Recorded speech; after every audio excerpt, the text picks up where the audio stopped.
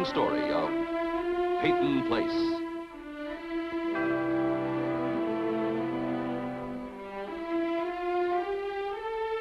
Starring Dorothy Malone as Constance Mackenzie, Warner Anderson as Matthew Swain, Ed Nelson as Michael Rossi, Mia Farrow as Allison Mackenzie, Ryan O'Neill as Rodney Harrington, and Barbara Parkins as Betty Anderson.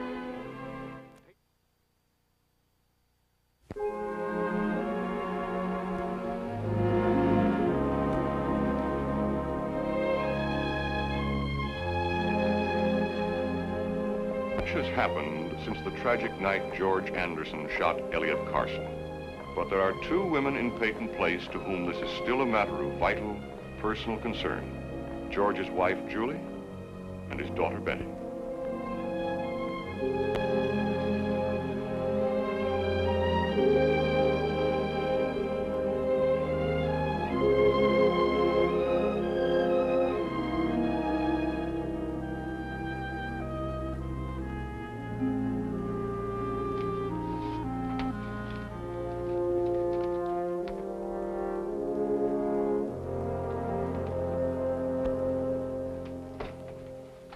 Stephen.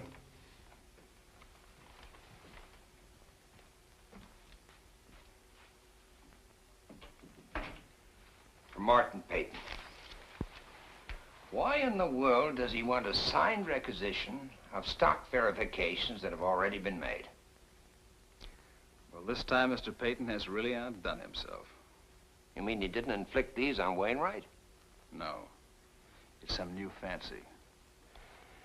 I wonder if he's trying to test my efficiency or merely my patience. Well, they'll need David Shuster's signature. Can you take them over this afternoon? Oh, well, Anytime this afternoon will be fine. Hello? Oh, hello, Mark. Will you excuse me?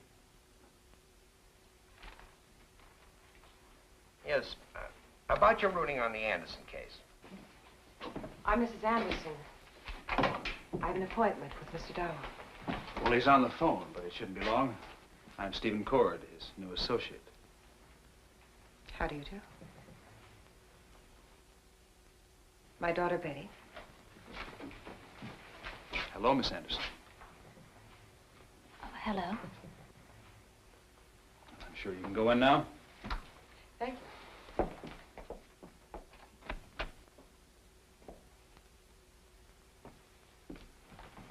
Mrs. Anderson, Betty, how are you? Sit down. Thank you. You asked me to get your husband transferred from the institution where he's now being treated. Well, he's being confined. George wasn't himself when he shot Elliot Carson. He'd been goaded into it. Yes, but there was an intended victim, Leslie Harrington. And there were grievances. Yes. It was admitted at the time that your father was not of sound mind when he committed the assault. And apparently he's nowhere near recovering. I'm sorry, Betty, but I must talk with you frankly, even bluntly. How can he be expected to recover being kept behind bars? In a hospital, Betty, it's a custodial arrangement until he's able to stand trial. Let's not pretend, Mr. Dow. We know what the psychiatrist said. My father isn't going to get better. We have to assume there is a chance. For how long? The rest of his life? Mr. Dow, all we ask is whether we can't put him back in Greenville or someplace like it. We'd hoped you could make some arrangements. Naturally, we'll pay for his private care. We'll sign anything they ask and we'll take the financial responsibility. I've already checked on it. I'm afraid it just isn't possible. Why? As long as he's under proper care and can't endanger anyone, does he have to be behind bars? Is that treatment or is it punishment? I'm sorry, Betty. Oh. Betty. You wait for me outside a moment. I want to talk to Mr. Dow. I'll go on to the hospital. I'm late already. Excuse me.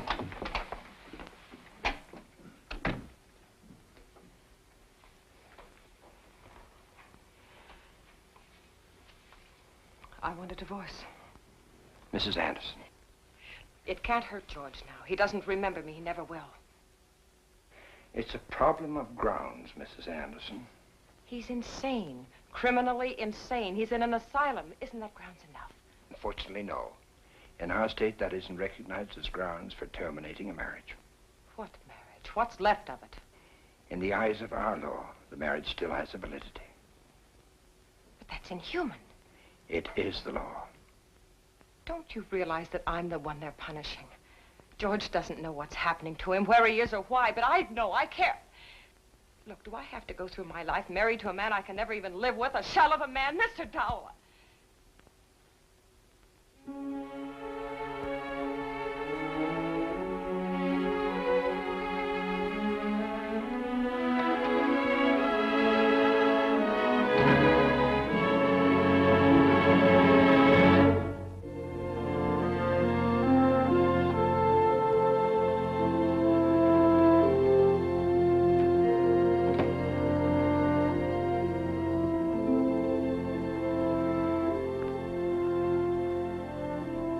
Mike?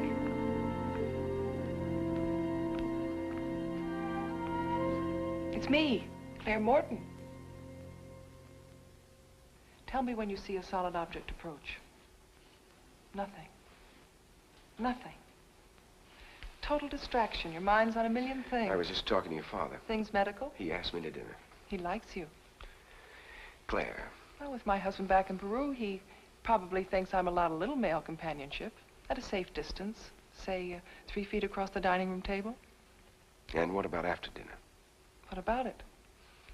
Somehow your father doesn't impress me as being the kind of man to provide safe male companionship.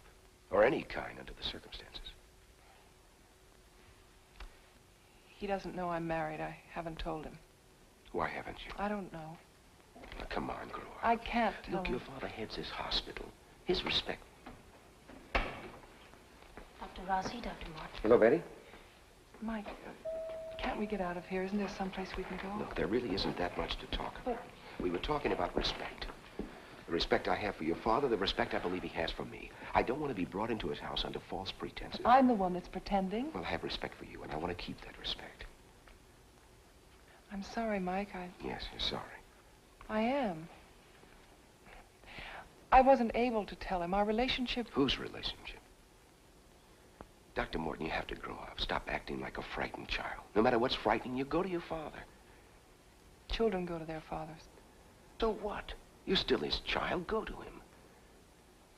Don't put everyone in a false position. Yourself, your husband, your father, or me. Look, I want to go to your house for dinner. But I want to be invited because your father knows he can trust me. Because he knows he can trust you. I'm not a knight in shining armor. I'm not without feelings. But I do have something that's becoming quite a quirk with me these days. I'd like things to be on the up and up.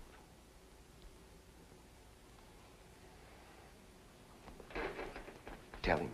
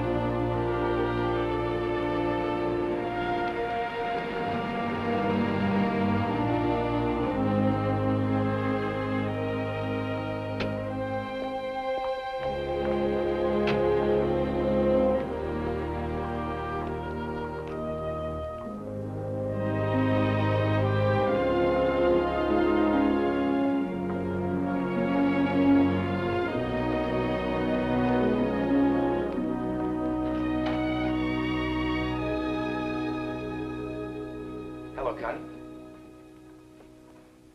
Hello, Michael. When'd you get back? The night before last. How's Elliot? Fine. Not really. Neither one of us is particularly happy about having to return to the ranks of the working class this quickly. Well, that's understandable. I suppose everyone's already told you that marriage agrees with you. It's nice hearing it from you. Can I do something for you? Yes, well, actually, no. I kind of just dropped in. Is that all right? Of course it is. It's good to see you again. You've been a good friend, Michael. Keep on being a good friend. To all of us. Hello, Dr. Rossi. Oh, hello, Allison. I bet you've just been telling my mother how much marriage agrees with her. Well, those very words, 15 seconds ago. Why is it young people make it seem so predictable? Shouldn't the young be studying for an examination? Well, I was. I was in the school library studying, and then suddenly I got this irresistible impulse. What kind of impulse? To see you. To see me or to get out of the library? If I didn't know Allison's grades were so good, I'd say this was very serious. Well, I have to go. I have some patients upstairs. Well, I'll just be going. Goodbye, Allison. Goodbye, Dr. Rossi.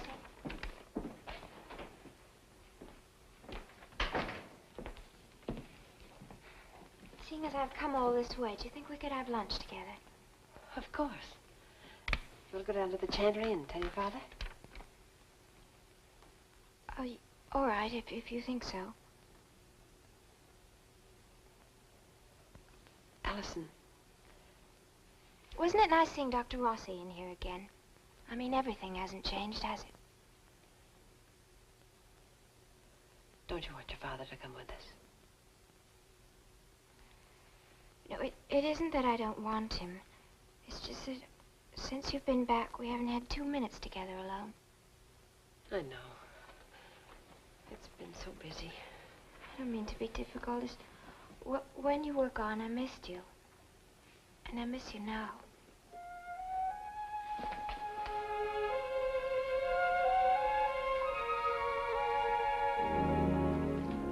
I told you it wouldn't be easy, and there were bound to be problems. The only problem is with my head. It's all stuffed full of dreams of things I'd like to do for my wife and daughter. And would if I could. If wishes were horses. Then beggars would rise, huh? And it looks like we're going to have to walk. You get to the same place. Well, that's true, Dad.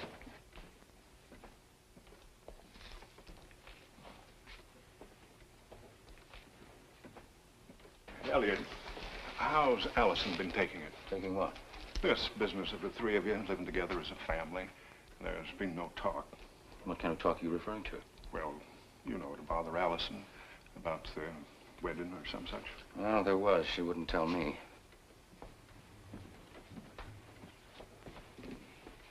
You know, it's a funny thing, Dad, but Allison and I used to be able to talk about anything. When I was just an interesting stranger she met in the library. And now? Well, oh, by the way, I meant to tell you. I'm going to have great-grandfather Carson's watch fob put on a bracelet for her, if you don't mind. Why, of course not. She's as much my kin as yours. But, Elliot, you can't bribe her love. You know that. I'm not trying to. I just want to give her something. I want to make her feel she's a Carson, even though her name stays Mackenzie. If that makes any sense to you. It does. I only hope that the bracelet you choose will be worthy of the company it's keeping. Are you referring to Allison or the watch fob? Both. The fob is solid gold.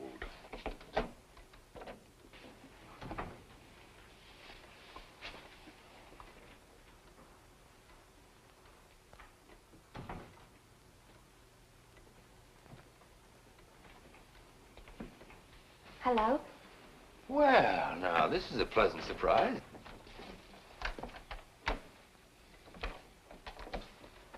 Ah, Allison. Oh, hello. I have an announcement to make. The Carson family is going to lunch. All of them. Ah, well, now, is that an invitation or a summons? A summons. Well, that settles that question, huh?